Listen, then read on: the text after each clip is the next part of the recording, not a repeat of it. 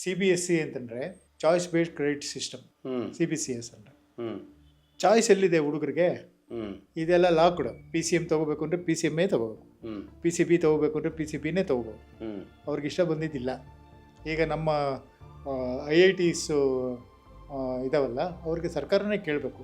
ನಮ್ಮ ಭಾರತ ಸರ್ಕಾರಕ್ಕೂ ಇದು ದೊಡ್ಡ ಸವಾಲೆ. ಒಂದು ಸಾಲಿಡ್ ವೇಸ್ಟ್ ಮ್ಯಾನೇಜ್ಮೆಂಟ್, ಹ್ಮ್ ಇನ್ನೊಂದು ವಾಟರ್ ರೀಸೈಕ್ಲಿಂಗ್. ಹ್ಮ್ ಇವೆರಡೂ ನಮ್ಮ ಸರ್ಕಾರನೇ IITsಗೆ ಕಮಿಷನ್ ಮಾಡಬೇಕು. ಕರೋನಾ ವೈರಸ್ ಬಗ್ಗೆ ಎಲ್ಲರೂ ಭಯ ಬೀಳ್ತಾರೆ. ಹ್ಮ್ ಆ ಥರ 16,000 ವೈರಸ್ಗಳಿದ್ದಾವೆ ನಮ್ಮ ಗಾಳಿನಲ್ಲಿ. ಹ್ಮ್ ಎಲ್ಲವೂ ಬಂದು ನಮ್ಮನ್ನು ಅಪ್ಪಳಿಸುತ್ತೆ.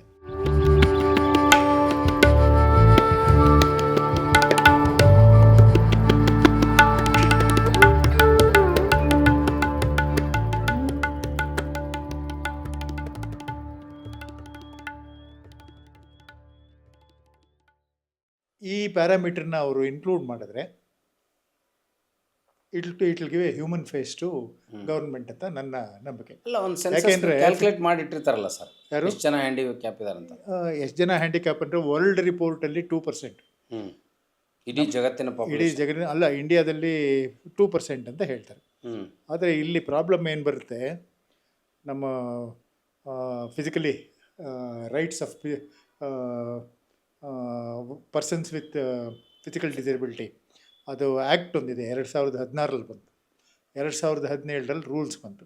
ಅದರಲ್ಲಿ ಏನು ಅವರು ಪರಿಗಣನೆಗೆ ತೊಗೊಂಡಿರೋದು, ಡೆವಲಪ್ಮೆಂಟಲ್ಲಿ ಅಂದರೆ ಹುಟ್ಟಿನಿಂದಲೇ ಹ್ಮ್ ಅವರು ವಿಕಲಾಂಗ ದಿವ್ಯಚೇತನರಾಗಿದ್ದರೆ, ವಿಶೇಷ ಚೇತನರಾಗಿದ್ದರೆ ಅವ್ರಿಗೆ ಮಾತ್ರ ಈ ಸೌಲಭ್ಯ ಸಿಗ್ತದೆ. ಹ್ಮ್ ಆದರೆ ಹುಟ್ಟಿನಿಂದನೇ ವಿಕಲರಲ್ಲ, ಹ್ಮ್ ಕೆಲವರು ಸಾಂದರ್ಭಿಕವಾಗಿ ವಿಕಲಾಂಗರಾಗ್ತಾರೆ ಅಥವಾ Accident. ದಿವ್ಯಚೇತನರಾಗ್ತಾರೆ, ಹ್ಮ್ ವಾರಲ್ಲಿ ಆಗ್ತಾರೆ, ಯುದ್ಧ, ಹ್ಮ್ ಟ್ರಾನ್ಸ್ಪೋರ್ಟು, ಆಕ್ಸಿಡೆಂಟು, ಎಲೆಕ್ಟ್ರಿಷಿಯನ್ಸು ಅಲ್ಲಿ ಮೇಲೆ ರಿಪೋರ್ಟ್ ಮಾಡಿದ ಅಲ್ಲಿಂದ ಬಿದ್ದಿದ್ದು ಬೇರೆ ಬೇರೆ ಕಾರಣದಿಂದಾಗಿ ಈಗ ಏನೋ ಅವ್ರಿಗೆ ಡಿಸೇಬಿಲಿಟಿ ಬರುತ್ತೆ. ಅವ್ರನ್ನೂ ಸೇರಿಸ್ಕೊಂಡ್ರೆ ಸುಮಾರು 9% ಆಗುತ್ತೆ. 9%. 9%. ಹ್ಮ್ ಅಂದರೆ ನೀವು ಹುಟ್ಟಿನಿಂದಲೇ ಆಗದೇ ಇದ್ದರೆ ನೀವು ಇವ್ರನ್ನ ಬಿಟ್ಬಿಡ್ತೀರಾ? ಹ್ಮ್ ಸರ್, ಬಟ್ ಅದನ್ನ ಐಡೆಂಟಿಫೈ ಮಾಡೋದು ಹೆಂಗೆ? ಸರ್ವೆ ಮಾಡ್ತೀರಿ? ಈ ಸರ್ವೆ ಇವಾಗ ಜಾತಿ ಗಣತಿ ಮಾಡಿದ್ರೆ ಸಿಗಲ್ಲ. Hmm this should be a parameter. Hmm ಅದಕ್ಕೆ ಅವರೊಂದು ಆ್ಯಕ್ಟ್ ಮಾಡಿದ್ರು. ಹ್ಮ್ ಬರೀ ಜಾತಿಲೇ ಸಿಗೋದಾಗಿದ್ದರೆ ಈ rights of persons with disability act ಮಾಡಬೇಕಾಗಿರಲಿಲ್ಲ, ಹ್ಮ್ ಸ್ಪೆಷಲ್ ಆ್ಯಕ್ಟು. ಈ ಆ್ಯಕ್ಟ್ ಯಾಕೆ ಮಾಡಿದ್ರು ಅಂದರೆ, ಬರೀ ಜಾತಿ ಗಣತಿ ಮಾಡಿದ್ರೆ ಇದು ಬರೋದಿಲ್ಲ, ಇವ್ರಿಗೆ ಸ್ಪೆಷಲ್ ಸರ್ವೆ ಮಾಡ್ಬೇಕು. ಎಂಪವರ್ಮೆಂಟ್ ಪ್ರೋಗ್ರಾಮ್ಸ್ ಬೇಕು ಅಂತಲೇ ಇದನ್ನು ಮಾಡಿರೋದು. ಹೆಂಗೆ ಫೆಸಿಲಿಟೇಟ್ ಮಾಡ್ಬೇಕು ಸರ್ ಅವ್ರಿಗೆ? ಯಾರಿಗೆ? ಏನೇನು ಫೆಸಿಲಿಟೇಟ್ ಮಾಡಬೇಕು? ಇವಾಗ ಹೆಂಗೆ ಅಂತಂದರೆ, ಅವ್ರಿಗೆ ಫಸ್ಟು ಹೇಳಿದ್ನಲ್ಲ, ನನ್ನ ಒಪಿನಿಯನ್ ಏನಂದರೆ, ಆರ್ಟಿಕಲ್ 15(4) ನೀವು ಇಂಪ್ಲಿಮೆಂಟ್ ಮಾಡದೇ ಇದ್ದರೆ ಅವರು ಎಂಪ್ಲಾಯಬಲ್ ಆಗಲ್ಲ. ಹ್ಮ್ ಅವರು ಮಾರುತಿ ಗುರೂಜಿಯವರು ಹೊನ್ನಾವರ ತಾಲೂಕಿನಲ್ಲಿ ಸುಮಾರು 15-17 ಸ್ಕೂಲ್ಸ್ ಇದ್ದಾವೆ, SLC. ಅದರಲ್ಲಿ ಸುಮಾರು ಒಂದು 20-30 ಜನ ವಿಶೇಷ ಚೇತನರಿದ್ದಾರೆ. ಹ್ಮ್ ಅವರು SLC ಪಾಸಾದರು, ಅಂದರೆ ಫಿಸಿಕಲ್ ಡಿಸೇಬಿಲಿಟಿ, ನಾಟ್ ಹೀರಿಂಗು ಆ ಥರದ ಲ್ಯಾಬ್ಸ್ ಎಲ್ಲ. ಅವರು SLC ಆದಮೇಲೆ ನಮಗೇನು ಹ್ಮ್ ಆಪರ್ಚುನಿಟೀಸ್ ಇಲ್ಲ. ಹ್ಮ್ ಈಗ ರೂಲ್ಸ್ ಪ್ರಕಾರ ಫಿಸಿಕಲಿ ಡಿಸೇಬಲ್ಡು ಅಥವಾ ಡಿಸೇಬಿಲಿಟಿ ರೂಲ್ಸ್ಗೆ 1-2 ಸೀಟ್ಸ್ ಇದೆ. ಆದರೆ ಅವರು ಎಜುಕೇಷನ್ನು ಮಿನಿಮಮ್ ಕ್ವಾಲಿಫಿಕೇಷನ್ ಇಲ್ದಿರೋ ಅಡ್ಮಿಷನ್ಸೇ ಆಗಲ್ಲ. ಆ ಸೀಟ್ಸು ಬೇರೆಯವ್ರಿಗೆ ಹೋಗ್ತಾ ಇದೆ. ಅದರಿಂದ you have to create opportunities for PUC, you have to create opportunities for diploma. ಅವ್ರಿಗೆ ಎಂಪ್ಲಾಯ್ಮೆಂಟ್ ಬೇಕಾದ್ರೆ, ಅಂದರೆ ಅವ್ರಿಗೆ ಅಂತಲೇ ಒಂದು ಸ್ಪೆಷಲ್ ವ್ಯವಸ್ಥೆ ಬೇಕಾದ್ರೆ. ಇದರ ಜೊತೆಗೆ ಮಂಗಳಮುಖಿಯರು, ಅವ್ರದ್ದು ಒಂದು ಸಮಸ್ಯೆ ಇದೆ. ಓ, ಅವ್ರನ್ನೂ ನೀವು ಫಿಸಿಕಲ್ ಡಿಸೇಬಲ್ಡ್ ಅಂತ ಹಿಡಿತೀರಿ ಸರ್? ಡಿಸೇಬಲ್ಡ್, ಸಾಮಾಜಿಕವಾಗಿ ಡಿಸೇಬಲ್ಡ್, ಯಾಕೆಂದರೆ ಅವ್ರಿಗೆ ಎಜುಕೇಷನ್ ಇಲ್ಲ. ಈ ಥರದ ಗಂಭೀರ ಸಮಸ್ಯೆಗಳ ಮೇಲೆ ಫೋಕಸ್ ಮಾಡುವಂಥ ವ್ಯವಸ್ಥೆ ಇದೆ ಅಲ್ಲ, ಇದು ನ್ಯಾಷನಲ್ ಎಜುಕೇಷನ್ ಪಾಲಿಸಿನಲ್ಲಿ ಅದರ ಒಂದು ಏನು ಮಂಗಳಮುಖಿಯರ ಮೇಲೂ ಬೇಕು ಅಂತ ಒಂದು ಲೈನ್ ಮೆನ್ಷನ್ ಇದೆ. ಆದರೆ ಈ ಎಷ್ಟು ಜನ ಇದ್ದಾರೆ? ಅವರು ಒಂದು 3-4% ಇದ್ದಾರೆ. 140 ಕೋಟಿ ಇದರಲ್ಲಿ ಅದು ಆಮೇಲೆ ನೀವು ಲಾಸ್ಟ್ ಪರ್ಸನ್ ಟು ಬಿ ಒಂಥರ ಇನ್ಕ್ಲೂಡೆಡ್ ಅನ್ನೋ ಕಾನ್ಸೆಪ್ಟ್ ನಿಮಗಿದ್ರೆ, ಇವರೆಲ್ಲರೂ ನಮ್ಮ ಇದರಲ್ಲಿ ಡೆವಲಪ್ಮೆಂಟ್ ಪ್ರೋಸೆಸ್ನಲ್ಲಿ ಭಾಗವಹಿಸಲೇಬೇಕು. ಯಾರಿಗೆ ಆಪರ್ಚುನಿಟಿ ಇದೆ to become productive citizen, for example polio ಬಂದು ಕಾಲಿದಾಗುತ್ತೆ, but still he can work with hands. ಆ ಕೈಗಳಿಗೆ ನಾವು ಎಜುಕೇಷನ್ ಕೊಟ್ಟು ಕೆಲಸ ಕೊಡೋದಾದರೆ ಅವ್ರನ್ನೂ ಪ್ರೊಡಕ್ಟಿವ್ ಸಿಟಿಸನ್ ಮಾಡುವಂಥ ಒಂದು ವ್ಯವಸ್ಥೆ ಬೇಕಾಗಿದೆ. ಫಿಸಿಕಲ್ ಫೆಸಿಲಿಟೀಸ್ ಏನು ಬೇಕು ಸರ್ ಇಡೀಯಾಗಿ ನಮ್ಮ ಭಾರತ ದೇಶದ ವ್ಯವಸ್ಥೆ? Education is empowerment. ಅಲ್ಲ, ನಮಗೆ ಹೈಲಿ ಪಾಪ್ಯುಲೇಟೆಡ್ ಇದೀವಿ ನಾವು, ಇರೋರಿಗೆ ಏನು ಸೌಲಭ್ಯಗಳನ್ನು ಕೊಡೋಕ್ಕಾಗ್ತಾ ಇಲ್ಲ. ಅಲ್ಲ, ನೀವು ಈ ಕ್ವಶನ್ನ ಇನ್ನೊಂದು ಥರ ಕೇಳ್ತೀನಿ. ನನ್ನ ಉತ್ತರ, ಕರೋನಾ ಬಂದಾಗ ಎಲ್ಲರೂ ನಾವೆಲ್ಲ ಒದ್ದಾಡಿದ್ವಿ, ಇನ್ಕ್ಲೂಡಿಂಗ್ ಮೀ. ಯಾವುದಾದ್ರೂ ಒಬ್ಬ ವಿಶೇಷ ಚೇತನದವರು ಅವ್ರ ಈ ಸ್ಥಿತಿನಲ್ಲಿ ಅವ್ರ ಗತೆ ಏನು, ಅವ್ರು ಏನಾದರೂ, ಅವ್ರು ಎಷ್ಟು ಜನ ಸತ್ರು ಅನ್ನೋದು ಸರ್ ಏನು ಭಾರಿ ಕ್ರಿಟಿಕಲ್ ಸ್ಟೇಜಲ್ಲಿದ್ದಾರೆ. They are abused in many ways, in all ways they are vulnerable, they are vulnerable.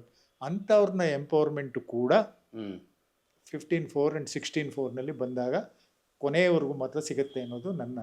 Sir, ನಮ್ಮ ದೇಶದಲ್ಲಿ ಎಲ್ಲ ಸರಿ ಇದ್ದವ್ರಿಗೆ ಅಪಾರ್ಚುನಿಟಿ ಇಲ್ಲ. ಇನ್ನು ಅಷ್ಟು ಕಷ್ಟ ಕಾಲದಲ್ಲಿ ಯಾಕೆ ಅಂತಂದರೆ ನಮ್ಮ education is not aligned with employability, productive citizen ಆಗೋಕ್ಕೆ. ಈಗ ನನಗೆ PhD ಮಾಡಬೇಕು ಅಥವಾ ನೀವು ಏನೋ MA ಇಂಗ್ಲೀಷ್ ಮಾಡಿ ನೀವು ಮಾಡಬೇಕು, ನಮಗೊಂದು ಆ ಥರ ಕಂಡೀಷನ್ಸ್, ಆ ಥರ ಸಪೋರ್ಟು, ಬೇಸಿಕ್ ಮಿನಿಮಮ್ ಸಪೋರ್ಟ್ ಆದರೂ ಎಲ್ಲಿದೆ ಅವ್ರಿಗೆ? ಇಲ್ವಲ್ಲ. ಬಟ್ ಹೇಗೆ ಸರ್ಕಾರದ ಹಣಕಾಸು ಸ್ಥಿತಿ ಸಿಸ್ಟಮ್ಮು ಏನು ಇರಬೇಕು ಅಂತ ನೀವು ಸಲಹೆ ಮಾಡಿದ್ರಿ ಸರ್? ನಾವು ಅದಕ್ಕೆ ಈ ಎಜುಕೇಷನ್ ಸಿಸ್ಟಮ್ ಎಲ್ರಿಗೂ, ಈಗ ನಮ್ಮ ಬ್ಯಾಂಗ್ಳೂರು ಯೂನಿವರ್ಸಿಟಿನೇ ತಗೊಳ್ಳಿ, ಅಲ್ಲಿ ನಮಗೆ 54 PG ಡಿಪಾರ್ಟ್ಮೆಂಟ್ಸ್ ಇದ್ದಾವೆ. ನೀವು ಹೇಳ್ದಂಗೆ 600 ಅಲ್ಲ, ಅದು 800-850 ಕಾಲೇಜಸ್. ಇವಾಗ 3 ಯೂನಿವರ್ಸಿಟಿ ಆಗಿದೆ. ಫಿಸಿಕಲಿ ಹ್ಯಾಂಡಿಕ್ಯಾಪ್ಡು ಅಥವಾ ಈ ಡಿಸೇಬಲ್ಡ್ ಸ್ಟೂಡೆಂಟ್ಸ್ನ ಅಲ್ಲಿ ಅಡ್ಮಿಟ್ ಆದರೆ ಈ ರೆಗ್ಯುಲರ್ ಸ್ಟೂಡೆಂಟ್ಸ್ ಅಕ್ಸೆಪ್ಟಬಿಲಿಟಿ ಕಷ್ಟ. ಅದು ಅಕ್ಸೆಪ್ಟ್ ಮಾಡಿದ್ರು ಕೂಡ ಒಂದು ವೇಳೆ ಮಾಡಿದೆ ಅಂತ ಇಟ್ಕೊಂಡು. ಯಾಕಂದರೆ ಗುಲ್ಬರ್ಗ ಯೂನಿವರ್ಸಿಟಿನಲ್ಲಿ ಒಂದು ಇನ್ಸಿಡೆಂಟ್ ನಾನು ಕೇಳಿದಂಗೆ, ಅವರು they left the course because of ಏನೋ ಕ್ಯಾಂಪಸ್ ಪ್ರಾಬ್ಲಮ್ಸ್. ಯಾವುದೋ ಒಂದು ವರ್ಷ ಫೆಸಿಲಿಟೀಸ್ ಇಲ್ಲ, ಅದಕ್ಕೋಸ್ಕರ ಅವ್ರಿಗೆ ಬೇರೆ ವ್ಯವಸ್ಥೆ ಮಾಡಬೇಕು. ಅದಕ್ಕೆ ಗುರೂಜಿಯವರು ಹೇಳಿದ ಪ್ರಕಾರ ನಾನು ಒಂದು ಫಿಸಿಕಲಿ ಡಿಸೇಬಲ್ಡ್ ಇವ್ರಿಗೂ ಒಂದು ಯೂನಿವರ್ಸಿಟಿ. ಸರ್, ಈಗ ಲಾ ಯೂನಿವರ್ಸಿಟಿಗಳಾದವು, RDPR ಯೂನಿವರ್ಸಿಟಿ ಆಯಿತು, ಟೆಕ್ನಿಕಲ್ ಯೂನಿವರ್ಸಿಟಿ, ಅಲ್ಲಿ ಪ್ರತಿಯೊಂದು ಡಿಪಾರ್ಟ್ಮೆಂಟಲ್ಲೂ ಎಂಟೈರ್ ಕ್ಯಾಂಪಸ್ಸು 2 ವಿಧವಾದ, ಅಂದರೆ ಫಿಸಿಕಲ್ ಚಾಲೆಂಜ್ ಯೂನಿವರ್ಸಿಟಿಯಲ್ಲಿ ಎಲ್ಲ ಸಬ್ಜೆಕ್ಟ್ಗಳನ್ನು ಇಂಟ್ರೊಡ್ಯೂಸ್ ಮಾಡೋದು ಬೇಡ, ಡಿಫಿಕಲ್ಟ್ ಅಲ್ಲ ಸರ್? ಬೇಡ. ಏನು ಮಾಡಬೇಕು? ನೀವು PUC ಸರ್ವೆ ಮಾಡಿರ್ತಿರಲ್ಲ, ಅವ್ರು ಯಾವ ಸಬ್ಜೆಕ್ಟಲ್ಲಿ ಮಾಡ್ತಾರೆ ಆ subject PG and employability courses ಮಾಡಿ. ಎಲ್ಲಿ ಮಾಡಬೇಕು? ಒಂದು ಯೂನಿವರ್ಸಿಟಿ ಮಾಡ್ಬೋದು, ಅಥವಾ ಕಾಲೇಜ್ ಆಫ್ ಡಿಸೇಬಲ್ಡ್ ಇದಕ್ಕೆ ಒಂದು ಆಟಾನಮಸ್ ಸ್ಟೇಟಕ್ಕೂ ಮಾಡ್ಬೋದು. ಯೂನಿವರ್ಸಿಟಿನೇ ಮಾಡಬೇಕು ಅಂತೇನಿಲ್ಲ. ಅಲ್ಲ, ಬಟ್ ಇರೋ ಯೂನಿವರ್ಸಿಟಿಗಳಲ್ಲಿ ಫೆಸಿಲಿಟಿ ಕೊಡಬೇಕು ಅಥವಾ ಸೆಪರೇಟ್? ಇರೋ ಯೂನಿವರ್ಸಿಟಿಲಿ ಕೊಟ್ಟರೆ ಎಲ್ಲ ಡಿಪಾರ್ಟ್ಮೆಂಟಲ್ಲೂ ನೀವು ಅವ್ರಿಗೋಸ್ಕರ ಸೆಪರೇಟ್ ಫೆಸಿಲಿಟಿ ಮಾಡಬೇಕು. ಖರ್ಚು ತುಂಬ ಜಾಸ್ತಿ. ಎಂಟೈರ್ ಕ್ಯಾಂಪಸ್ ಫೆಸಿಲಿಟಿನೇ ಮಾಡಬೇಕು. ಸೊ ಏನು ಮಾಡ್ಬೇಕು ಸರ್ ಅದಕ್ಕೆ ಸ್ಪೆಷಲ್ ಕಾಲೇಜಸ್ಸೇ ಮಾಡಬೇಕು. ಈ ಇಡೀ ಎಕ್ಸಾಂಪಲ್ ವಿಶಾಲವಾದ ದೇಶದಲ್ಲಿ ಎಷ್ಟು ಮಾಡ್ಬೋದು, ಹೆಂಗೆ ಸಾಲ್ವ್ ಮಾಡ್ಬೋದು ಸರ್? ಒಂದು ಹೆಜ್ಜೆ ಇಡೋಣ. ಒಂದು ಹೆಜ್ಜೆ ಇಡೋಣ. ಕರ್ನಾಟಕ ಹೆಜ್ಜೆ ಇಟ್ಟರೆ ನನಗಿಂತ ಸಂತೋಷದಿಂದ ಯಾರಿಲ್ಲ ಸರ್. ಅದು ಆ ಪ್ರಾಜೆಕ್ಟ್ ಇತ್ತಲ್ಲ, ಅಷ್ಟು ಸುದೀರ್ಘವಾಗಿ ತಾವು ಬರೆದ್ರಲ್ಲ, what are the process you have undergone while preparing? First ನನಗೆ ಬ್ರಿಟಿಷ್ ಕೌನ್ಸಿಲ್ ಲೈಬ್ರರಿನಲ್ಲಿ ನಾವು ಇದ್ರ ಬಗ್ಗೆ ನೋಡ್ತಾ ಇರುವಾಗ, digitally there was a world report on disability 2011ರಲ್ಲಿ. ಅದನ್ನು ಬೇಸ್ ಮಾಡಿಕೊಂಡು ಆವಾಗ ಇದ್ದಿದ್ದ ಸರ್ಕಾರ ಮನಮೋಹನ್ ಸಿಂಗ್ ಸರ್ಕಾರ, ಅವ್ರಿಗೆ ಟೈಮ್ ಇರಲಿಲ್ಲ. ಆದರೆ ಈ BJP ಸರ್ಕಾರ, ಮೋದಿಯವ್ರ ಸರ್ಕಾರ ಬಂದ ತಕ್ಷಣ ಅದ್ರ ಬಗ್ಗೆ 2016ರಲ್ಲೇ ಒಂದು ಮಾಡಿದ್ರು. ಆದರೆ ಅವರು ಕ್ರಿಯೇಟ್ ಮಾಡಿದ್ರಲ್ಲ ಒಂದು ಆ್ಯಕ್ಟು ಒಂದು ರೂಲ್ಸು, ಅದನ್ನು ಸ್ಟೇಟ್ಸ್ ಅವರು ಇಂಪ್ಲಿಮೆಂಟ್ ಮಾಡಿ. ದಿವ್ಯಾಂಗ ಅನ್ನೋ ಪದನೂ ಅವ್ರು ಬಳಸಿದ್ರು ಸರ್. ದಿವ್ಯಾಂಗ ಅವ್ರನ್ನ.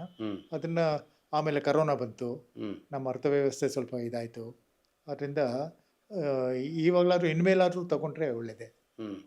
ಈಗ ನಿಮಗೆ ಸರ್ 2 ಸವಾಲುಗಳು ನಿಮ್ಮ ಮುಂದಿದಾವಂತ ಅಂದ್ಕೊಳ್ಳಿ sir, as A educationist.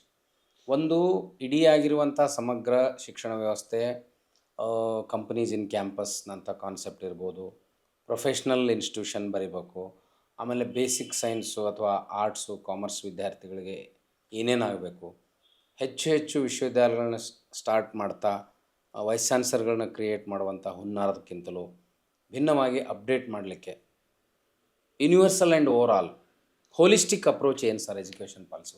Honestly ಈಗ ನೀವು ಹೇಳೋದ್ರಿಂದ ವ್ಯವಸ್ಥೆಗೆ ಬೇಜಾರಾಗುತ್ತೆ ಮಾತಲ್ಲ. ಇಲ್ಲ, ನಾನು ಅದ್ರ ಬಗ್ಗೆ ನನ್ನ ಗಮನ ಇಲ್ಲ. ಮತ್ತು ನಿಮ್ಮಂಥವ್ರು ಹೇಳದೆ ಹೋದರೆ ಯಾರು ಹೇಳಬೇಕು? ಅಲ್ಲಲ್ಲ, ನಾನೇ ಹೇಳ್ತಾ ಇದ್ದೀನಲ್ಲ ಇವಾಗ. ನಾನು ಹೇಳ್ತಾ ಇರೋದಿಲ್ಲ ಹಿಂಗೆ ಮಾಡಬೇಕು ಅಂದರೆ ಅದು ಇಲ್ಲ ಅಂತಲೇ ಅರ್ಥ. ಆ ಗ್ಯಾಪ್ಸ್ ಇದಾವೆ ಅಂತ. ಹೌದು, ಅದೇ ತಾನೇ ಇಂಡಿಕೇಶನ್. ಈಗ ನನ್ನ ಇದರಲ್ಲಿ ಹೊಸ ಯೂನಿವರ್ಸಿಟೀಸ್ ನಾಟ್ ನೆಸರಿ, ಆದರೆ ಇರೋ ಯೂನಿವರ್ಸಿಟೀಸ್ನ ಸಬಲೀಕರಣ ಮಾಡಬೇಕು. ಅದ್ರ ಬಗ್ಗೆ ಸರ್ಕಾರ ಏನು ನಿರ್ಧಾರ ತಗೊಳ್ಳೋದು ಅದೇ ಫೈನಲ್, ಹೈಯರ್ ಎಜುಕೇಷನ್ ಕೌನ್ಸಿಲಿಂಗ್. ಇನ್ನೊಂದು, ಈ ಕಂಪ್ನೀಸ್ ಅಂಡ್ ಕ್ಯಾಂಪಸ್ನ ನಾವು ಅಳವಡಿಸ್ಕೊಂಡು ನಮ್ಮ ಕಂಡೀಷನ್ಸ್ಗೆ ನಾವು ಮಾಡಿದ್ರೆ ಗ್ಲೋಬಲ್ ಲೆವೆಲ್ ಎಂಪ್ಲಾಯಬಲ್ ಸರ್ಟಿಫಿಕೇಟ್ ಕೊಡುವಂಥ ಕಂಪ್ನಿಯಿಂದ ಎಲ್ರಿಗೂ ಟ್ರೈನಿಂಗ್, ಗ್ರ್ಯಾಜುಯೇಟ್ಸ್ಗೆ ಟ್ರೈನಿಂಗ್ ಕೊಡಬೇಕು. ಆವಾಗ ನೀವು ಕೊಡ್ತಾ ಇರೋ 10,000 ರೂಪಾಯಿ ಅನ್ಎಂಪ್ಲಾಯ್ಮೆಂಟ್ ಇದೆಯಲ್ಲ, ಅದನ್ನು ಇನ್ನೂ ಒಂದು ಲೆವೆಲ್ ಮೇಲಕ್ಕೆ ಹೋಗಿ ಇನ್ನೂ ಸಕ್ಸಸ್ ರೇಟ್ ಜಾಸ್ತಿ ಆಗುತ್ತೆ. ದಿಸ್ ಇಟ್ ಸೆಲ್ಫ್ 10,000 ಕೊಡೋದೇ ಸೋಷಿಯಲ್ ಎಂಪವರ್ಮೆಂಟ್ ಅನ್ನೋ ಕಾನ್ಸೆಪ್ಟಲ್ಲಿ ಇಟ್ಸ್ ಎ ವಂಡರ್ಫುಲ್ ಕಾನ್ಸೆಪ್ಟ್. ಅದು ಇನ್ನೂ ಸ್ವಲ್ಪ ಮುಂದೆ ತೊಗೊಂಡು ಹೋಗ್ಬೋದು. ಕೌನ್ಸಿಲಿಂಗ್ ಬೇಕು ಅವ್ರಿಗೆ, ಪ್ಲಸ್ ಈ ಸರ್ಟಿಫಿಕೇಟ್ ಬೇಕು. ಆವಾಗ ನೀವು ಸರ್ಕಾರ ಹುಡುಕೊಳ್ಳಿ ಅಂತ ಬಿಟ್ಬಿಡೋಕ್ಕೆ ಬದಲು ಅವ್ರಿಗೆ ಎಲ್ಲಿ ಬೇಕಾದ್ರೂ ಹೋಗ್ತಾರೆ ಅವರು. ಇವಾಗ ನಿಮ್ಮ ಕಾಲೇಜಿಂದ ಅಥವಾ ನನ್ನ ಕಾಲೇಜಿಂದ ಕಾಲೇಜ್ ಸರ್ಟಿಫಿಕೇಟ್ ಇರ್ತಾರೆ, ಇನ್ನೊಬ್ರು ಯಾರೋ ಒಬ್ಬರು ಈ ಗ್ಲೋಬಲಿ ವ್ಯಾಲಿಡ್ ಸರ್ಟಿಫಿಕೇಟ್ ತರ್ತಾರೆ. ಯಾರನ್ನ ಎಂಪ್ಲಾಯ್ಮೆಂಟ್ ತಗೊಳ್ತಾರೆ? Definitely he is preferred, because ಅವ್ರಿಗೆ ಅವ್ರ ಸಂಸ್ಥೆ ನಡಿಬೇಕು. ಪ್ರೈವೇಟ್ ಕಂಪ್ನಿಗಳು ಅದನ್ನು is open for all, open for even physically handicapped. ಇದು ಒಂದು ಸರ್. ಮತ್ತೆ ಶೈಕ್ಷಣಿಕ ವ್ಯವಸ್ಥೆ ಉದಾಹರಣೆಗೆ ಅದೇ ನಮ್ಮ higher education is totally neglected, higher education unproductive ಆಯಿತು. ಅಲ್ಲ, ಇವಾಗ ಕ್ವಶನ್ನ ನಮ್ಮ ಹೈಯರ್ ಎಜುಕೇಷನ್ ಕೌನ್ಸಿಲ್ ಅವರು ಸಾಕಷ್ಟು ಚಿಂತನೆ ಮಾಡಿ ಗ್ರಾಪ್ಲಿಂಗ್ ಮಾಡಿದ್ದಾರೆ. ಆದರೆ ನನ್ನ ಸಜೆಷನ್ ಏನಂದರೆ, ಒಂದು ಸಬ್ಜೆಕ್ಟ್ನ ನೀವು ಈ 11 ಟೆಕ್ನಾಲಜೀಸ್ಗೆ ಅಲೈನ್ ಮಾಡಿ 2 ವರ್ಷಕ್ಕೆ ಡಿಪ್ಲೊಮಾ ಕೊಡಿ, 3rd ಸಬ್ಜೆಕ್ಟ್ನ. ಇನ್ನು 2 ಸಬ್ಜೆಕ್ಟು ಯಾವುದಾದ್ರೂ ಅವ್ರು ತಗೋಬೋದು, ಅವ್ರಿಗೆ ಇಷ್ಟ ಬಂದಿದ್ದು. CBSE ಅಂತಂದರೆ choice based credit system, CBCS ಅಂದರೆ ಚಾಯ್ಸ್ ಎಲ್ಲಿದೆ ಹುಡುಗರಿಗೆ? ಇದೆಲ್ಲ ಲಾಕ್ಡ್. PCM ತೊಗೋಬೇಕು ಅಂದರೆ PCMೇ ತೊಗೋಬೇಕು, PCB ತೊಗೋಬೇಕು ಅಂದರೆ PCBನೇ ತೊಗೋಬೋದು. ಅವ್ರಿಗೆ ಇಷ್ಟ ಬಂದಿದ್ದಿಲ್ಲ. ಹಾಗಾಗಿ ಬಾಟ್ನಿ, ಕೆಮಿಸ್ಟ್ರಿ, ಝುವಾಲಜಿ ತೊಗೊಳ್ತಾರೆ ಅಂತ ಇಟ್ಕೊಳ್ಳಿ. ಇಲ್ಲಿ ಕೆಮಿಸ್ಟ್ರಿ ಮಾಡಿದವ್ರಿಗೆ ಅಷ್ಟೊಂದು ಇಲ್ಲ, ಯಾಕೆಂದರೆ ಅವ್ರಿಗೆ ಮ್ಯಾಥಮೆಟಿಕ್ಸ್ ಬ್ಯಾಕ್ಗ್ರೌಂಡ್ ಇಲ್ಲ, ಫಿಸಿಕ್ಸ್ ಬ್ಯಾಕ್ಗ್ರೌಂಡ್ ಇಲ್ಲ, ಎಂಪ್ಲಾಯಬಿಲಿಟಿ ಕಡಿಮೆ. ಅದರಿಂದ ಎಲ್ಲ ಸಬ್ಜೆಕ್ಟ್ಸಲ್ಲೂ ನೀವು ಎಲ್ಲ ಸಬ್ಜೆಕ್ಟ್ ಕಾಂಬಿನೇಷನ್ ಡಿಗ್ರೀಸ್ನಲ್ಲೂ ಎಂಪ್ಲಾಯಬಿಲಿಟಿನ ಇನ್ಕ್ಲೂಡ್ ಮಾಡಬೇಕು. ಆ skill training should have global certification, globally recognised certification process ಇದ್ದರೆ ಮಾತ್ರ ಸ್ವಲ್ಪ ಎಂಪ್ಲಾಯ್ಮೆಂಟು ಹಾಗೆ. ಯಾಕೆಂದರೆ ಇವಾಗಿರೋ confusion at the global level ತುಂಬ ದಿನ ಇರೋದಿಲ್ಲ. ನಾವು ಆಶಾವಾದಿಗಳಾಗಿರೋಣ. ಈಗ ಉದಾಹರಣೆಗೆ ಅದು PUC ಇಂದ ಅವರು ಪ್ರೊಫೆಷ್ನಲ್ ಕಾಲೇಜ್ಗೆ ಒಂದು ಕಡೆ ಹೋಗ್ತಾರೆ ಸರ್, BA BSc ಬಿಕಾಮಿಗೆ ಬರ್ತಾರೆ. ಅವ್ರಿಗೆ ನಾನು ಹೇಳ್ತಾ ಇರೋದು, ಇವರಿಗೆ ನೀವು you are particularly speaking about these graduates. ನಮ್ಮ ಪಬ್ಲಿಕ್ ಸೆಕ್ಟರ್ ಅಂದರೆ ಅವರು ಶೈಕ್ಷಣಿಕವಾಗಿ ಕೂಡ ಅಷ್ಟು ಸ್ಟ್ರಾಂಗ್ ಇರೋಂಗಿಲ್ಲ, ಇಲ್ಲ, ಹಂಬಲ್ ಬ್ಯಾಕ್ಗ್ರೌಂಡಿಂದ ಬಂದಿರ್ತಾರೆ. ನಾನೇನು ಹೇಳ್ತೀನಿ, ಗ್ಲೋಬಲ್ ಸ್ಟ್ಯಾಂಡರ್ಡ್ ಅಂದರೆ ಎಲ್ಲರೂ ಗ್ಲೋಬಲ್ ಸ್ಟ್ಯಾಂಡರ್ಡ್ ಹೋಗಲಾರರು. ಆದರೆ ಯಾರಾದರೂ ಒಬ್ಬ ರೂರಲ್ ಬ್ಯಾಕ್ಗ್ರೌಂಡಿಂದ ಬಂದು ಆ ಮಿತಿಯನ್ನು ದಾಟಿ ಹೋಗಬಲ್ಲ ಅಂತಂದರೆ ಅವನಿಗೊಂದು ಆಪರ್ಚುನಿಟಿ ಕ್ರಿಯೇಟ್ ಮಾಡಿ ಅಂತ. ಮಿಕ್ಕಿದವ್ರಿಗೆ ನಾವು FKCCA ಥರ ಈ ಪ್ಲೇಸ್ಮೆಂಟ್ ಸೆಂಟರ್ಸ್ ಮಾಡಿ ನಾವು ಮಾಡಬೇಕಾಗ್ತದೆ. ಮತ್ತೆ ಏನನ್ನು ಹೇಳಲಿಕ್ಕೆ ಬಯಸ್ತೀರಿ ಸರ್ ಯಾವುದ್ರ ಬಗ್ಗೆ? You look at your journey, ಇಷ್ಟು ದಿವಸ ಬಂದ್ರಿ ಆ್ಯಸ್ ಎ ಅಕಾಡೆಮಿಷಿಯನ್. ಈಗ ನೀವು ಜಾಗತಿಕವಾಗಿ ಗ್ಲೋಬಲ್ ವಾರ್ಮಿಂಗ್ ವಿಷಯ ಬಂದಾಗ ಆ್ಯಸ್ ಎ ಬೊಟನಿ ಎಕ್ಸ್ಪರ್ಟ್ ಆಗಿ ಈ ಎನ್ವಿರಾನ್ಮೆಂಟ್ ಸಸ್ಟೈನಬಿಲಿಟಿ ಬಗ್ಗೆ ನಿಮ್ಮಲ್ಲೊಂದು ಕಾನ್ಸೆಪ್ಟ್ ಇತ್ತು, ನಿಮ್ಮ ಒಂದು ಡೆಕ್ಕನ್ ಹೆರಾಲ್ಡ್ ಆರ್ಟಿಕಲ್ ನಾನು ಓದಿದ್ದೆ ಸರ್, ಕ್ಲೈಮೇಟ್ ಕ್ರೈಸಿಸ್ ಬಗ್ಗೆ. ಏನು ಸರ್ ಅದು ಹೇಗೆ? ನೀವು ಅದು ಹೇಗೆ ಅಂದರೆ, ಕನ್ನಡದಲ್ಲಿ ಒಂದು ನಾಣ್ಣುಡಿ ಇದೆ, ಹಾಸಿಗೆ ಇದ್ದಷ್ಟು ಕಾಲು ಚಾಚು ಅಂತ. ಹಾಸಿಗೆ ಅಂತಂದರೆ ಇಲ್ಲಿ ನಮ್ಮ natural wealth, that is the source of all industries. ಅದು ನಾವು ತೆಗಿತಾ ಹೋದಂದ್ರೆ ಅದೇನು ಅಕ್ಷಯ ಪಾತ್ರೆ ಅಲ್ಲ, ನ್ಯಾಚುರಲ್ ರಿಸೋರ್ಸ್ ಎಲ್ಲ. ಅದು ರೀಜನ್ರೇಟ್ ಆಗೋದಕ್ಕೆ ತುಂಬ ಟೈಮ್ ಬೇಕು. ಮೈನಿಂಗ್ ಫಾರ್ ಎಕ್ಸಾಂಪಲ್, ನಾವು ಇವಾಗ ಕಾಮರ್ಸ್ನಲ್ಲಿ ಏನು ಹೇಳ್ತೀವಿ ಅಥವಾ ಪ್ರೊಫೆಷನಲ್ ಕಾಲೇಜ್ ಏನು ಹೇಳ್ತೀವಿ, MBAನಲ್ಲಿ ಏನು ಹೇಳ್ತಾರೆ, go win the world through a company start ಮಾಡಿ ಪ್ರಾಫಿಟ್ ಮಾಡಿ. ಅದಕ್ಕೆ ನ್ಯಾಚುರಲ್ ರಿಸೋರ್ಸಸ್ ಎಲ್ಲಿಂದ ಬರ್ತದೆ? ಫೈನಾನ್ಷಿಯಲ್ ರಿಸೋರ್ಸಸ್ ಅಲ್ಲ, ನ್ಯಾಚುರಲ್ ರಿಸೋರ್ಸಸ್ ಎಲ್ಲಿಂದ ಬರ್ತವೆ? ಹ್ಞೂ ಆ ರಿಸೋರ್ಸಸ್ಗೆ ಅನುಗುಣವಾಗಿ ಇಕೋಸಿಸ್ಟಮ್ ಸರ್ವಿಸಸ್ ಅಂತಿದೆ. ಹ್ಞೂ ಅದನ್ನು ಲೆಕ್ಕ ಮಾಡಿ ಎಷ್ಟು ಜನ ಸಸ್ಟೈನಬಿಲಿಟಿ, ಆ ರೀಜನ್ರೇಷನ್ನು, ಅದನ್ನು ಕಾಯ್ಕೊಳ್ಳುವಂಥ ಒಂದು ವ್ಯವಸ್ಥೆ. ಫಾರ್ ಎಕ್ಸಾಂಪಲ್, ಇವಾಗ MBA ಕೋರ್ಸ್ ಇದೆ. ಅದೇನದು? Business management, business administration. ಯಾವುದು? ಕಾರ್ಪೊರೇಟ್ ಅಡ್ಮಿನಿಸ್ಟ್ರೇಷನ್ನು, ಬಿಸ್ನೆಸ್ ಅಡ್ಮಿನಿಸ್ಟ್ರೇಷನ್ನು, ಅದರಲ್ಲಿ ಫ್ಯಾಕ್ಟ್ರಿ ಈಕೋಸಿಸ್ಟಮು, ಆಮೇಲೆ ಇಂಡಸ್ಟ್ರಿ ಈಕೋಸಿಸ್ಟಮು, ಕಾರ್ಪೊರೇಟ್ ಈಕೋಸಿಸ್ಟಮ್ ಅನ್ನೋ ವರ್ಡು ಬಯಾಲಜಿಗೆ ಬಿಟ್ಟು ಇದಕ್ಕೆ ಜಾಸ್ತಿ ಯೂಸ್ ಆಗ್ತಾಯಿದೆ.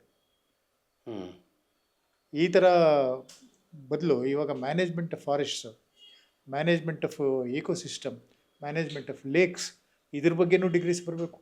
ಹ್ಞೂ ಇಲ್ಲದೆ ನನ್ನ ನ್ಯಾಚುರಲ್ ರಿಸೋರ್ಸಸ್ ಹೆಂಗೆ? ಈಗ ನಮ್ಮ IITs ಇದಾವಲ್ಲ, ಅವ್ರಿಗೆ ಸರ್ಕಾರನೇ ಕೇಳಬೇಕು. ನಮ್ಮ ಕರ್ನಾಟಕ ಸರ್ಕಾರದಲ್ಲ, ಭಾರತ ಸರ್ಕಾರಕ್ಕೂ ಇದು ದೊಡ್ಡ ಸವಾಲೆ. ಒಂದು ಸಾಲಿಡ್ ವೇಸ್ಟ್ ಮ್ಯಾನೇಜ್ಮೆಂಟ್, ಹ್ಞೂ ಇನ್ನೊಂದು ವಾಟರ್ ರೀಸೈಕ್ಲಿಂಗ್. ಹ್ಞೂ ಇವೆರಡು ನಮ್ಮ ಸರ್ಕಾರನೇ IITsಗೆ ಕಮಿಷನ್ ಮಾಡಬೇಕು. ಸರ್, ಅವರೇ ಟೆಕ್ನಾಲಜಿ ಜನ್ರೇಟ್ ಮಾಡೋರು. ನಮ್ಮ ಹ್ಯೂಮನ್ ರಿಸೋರ್ಸ್ ಇದೆಯಲ್ಲ, ಹ್ಞೂ ಎಲ್ಲಿ ಹೋದಲ್ಲಿ ನಾವು ಹೇಳ್ತೀವಿ ನಮ್ದು ಭಾಳ ಪಾಪ್ಯುಲೇಷನ್ ಇದೆ, ಹ್ಯೂಮನ್ ರಿಸೋರ್ಸ್ ಇದೆ ಅಂತ. ಬಟ್ ಅನ್ಎಂಪ್ಲಾಯ್ಮೆಂಟ್ ಇದ್ದಾಗ, ಹ್ಯೂಮನ್ ರಿಸೋರ್ಸ್ ಯುಟಿಲೈಸ್ ಆದಾಗ ಈ ಹ್ಯೂಮನ್ ರಿಸೋರ್ಸ್ ಏನು ಬೆಲೆ ಇದೆ? ಅದಕ್ಕೆ ತಮ್ಮ ಗಮನಕ್ಕೆ ಇನ್ನೊಂದು ಸತಿ ಮತ್ತೆ ತರ್ತೀನಿ. ಕ್ರಿಯೇಟ್ ಆಗ್ತಾರೋ, ಮುಂದೆ ಕ್ರಿಯೇಟ್ ಆಗ್ಬೋದು ಆದಂಥ ಆಪರ್ಚುನಿಟೀಸ್ಗೆ ನಮ್ಮಲ್ಲಿ ಟ್ರೈನಿಂಗ್ ಇಲ್ಲ, ಹ್ಞೂ ಸರ್ಟಿಫಿಕೇಷನ್ ಇಲ್ಲ.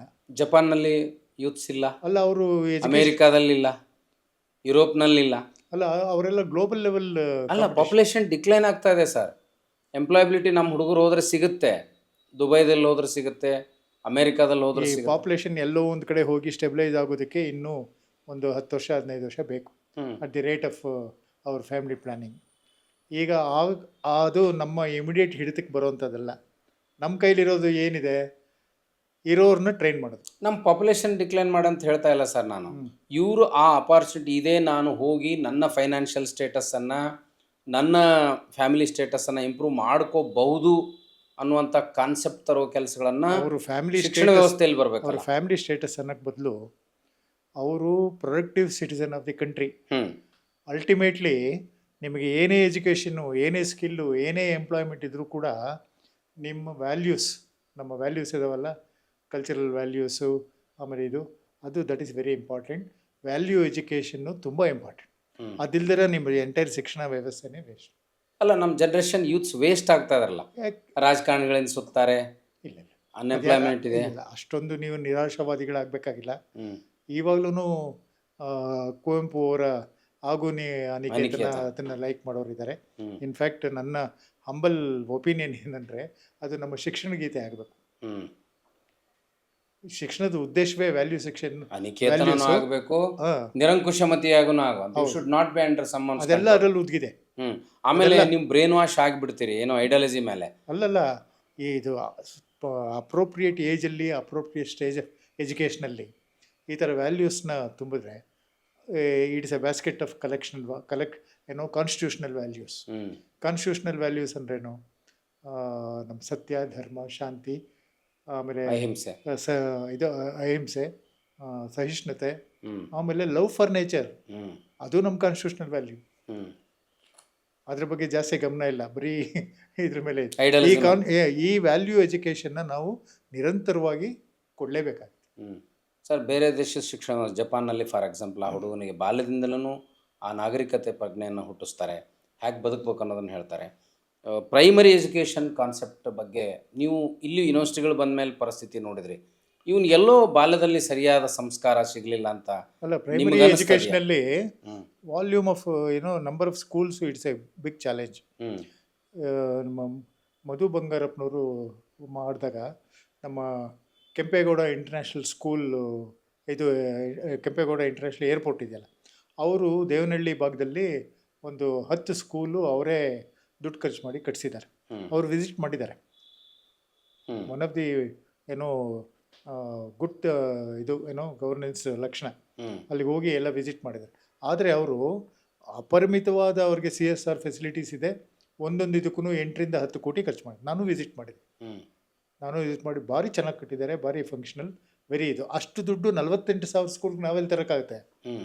ಅದರಿಂದ ಕ್ಲಸ್ಟರ್ ಕಾನ್ಸೆಪ್ಟ್ ಅಂತ ಒಂದು ಮಾಡಬೇಕು. ಹ್ಮ್ ಕ್ಲಸ್ಟರ್ ಕಾನ್ಸೆಪ್ಟ್ ಅಂತಂದರೆ ಸುಮಾರು 50 ಅಥವಾ 40 ಅಥವಾ ಸ್ಕೂಲ್ನ ಒಂದು ಗ್ರೂಪ್ ಮಾಡಿ ಅದರಲ್ಲಿ ಒಂದು ಚೆನ್ನಾಗಿರೋ ಫೆಸಿಲಿಟೀಸ್ನ ಇರೋ ಸ್ಕೂಲ್ನ ಲೀಡರ್ ಮಾಡೋದು. ಹ್ಮ್ ಅಂದರೆ ಬೇರೆ ಸ್ಕೂಲಲ್ಲಿ ಏನೇನು ಕೊರತೆ ಇರುತ್ತೆ ಆ ಕೊರತೆಗಳನ್ನ ತುಂಬುವಂಥ ಕಾರ್ಯಕ್ರಮಗಳನ್ನ ಎಲ್ಲ ಸ್ಕೂಲ್ಗಳ ಪರವಾಗಿ ಲೀಡರ್ ಮಾಡಬೇಕು. ಹ್ಮ್ ಆ ಥರ ಸರ್ಕಾರಿ ಸರ್ಕಾರದ ಮುಂದೆ ಶಾಲೆಗಳು ಇಲ್ಲ, ಸರ್ಕಾರದ ಮುಂದೆ ಇವಾಗ 500 ಸ್ಕೂಲ್ಗಳನ್ನ